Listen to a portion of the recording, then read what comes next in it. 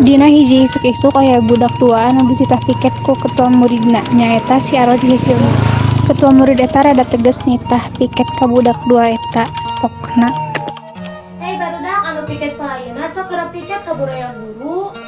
Nu piket paeuna Arla jeung Silmi sok enggak geura piket. Ah urang mah hoream euy. Geus salah piket kelas-kelas urang kudu di rumah tieu hiji ewang cewek si Risma mah bagian ngepel.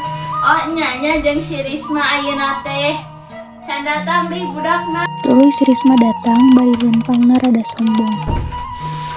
Assalamualaikum. Waalaikumsalam. Ris geura piket atuh bisa dicarekan Ismail. Untung urang mah mending ka warung. Ngeunah maneh mah teu piket urang capek ngaduaan jeung si Silmi. Harap ah. Duh eta meuning nicakan keur mah teu piket. Ris ulah kitu atuh. Ai empuk piket mah geus we ulah nyicekan. Rismana angkat ke warung sekolah bari penganggap si Silmi nyarios. Keun Arla ah. Baya we ke urang bejakeun KKM. Nya ke urang bejakeun.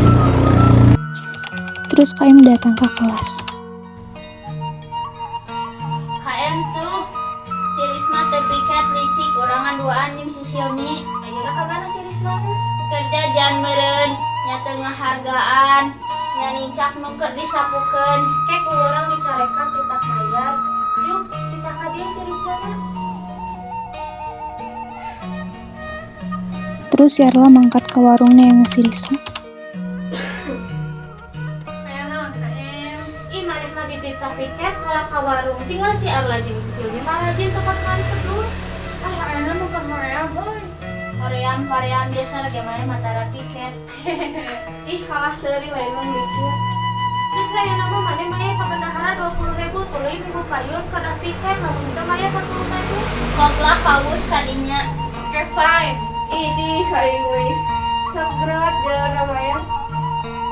Tuluy si